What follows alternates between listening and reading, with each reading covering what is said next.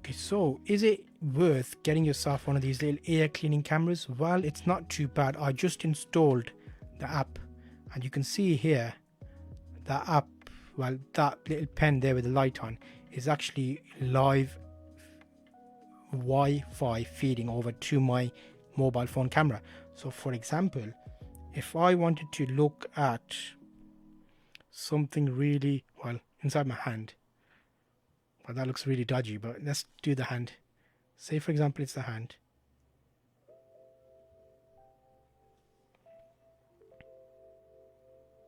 Oh, look at that.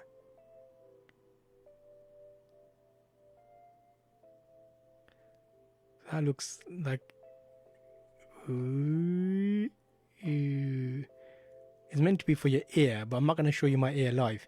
So is it good enough quality? Well, let me see if I can do something like, what would be good to look at? What else could be a potential use for it? Maybe if we look at our camera sensor. So say for example, we want to look inside the camera. Oh, look at that. That's actually quite good.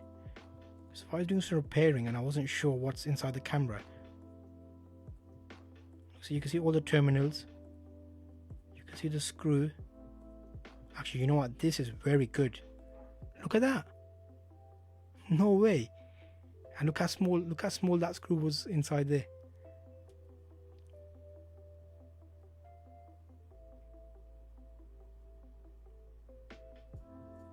Okay, so I'm impressed with that. It's very lightweight, very small.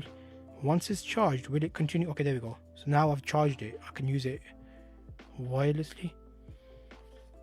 So let's see how good it is. Will it read the writing? Oh my god, look at that. It's like a magnifying glass. So look, Timo is iTimo is the name of it.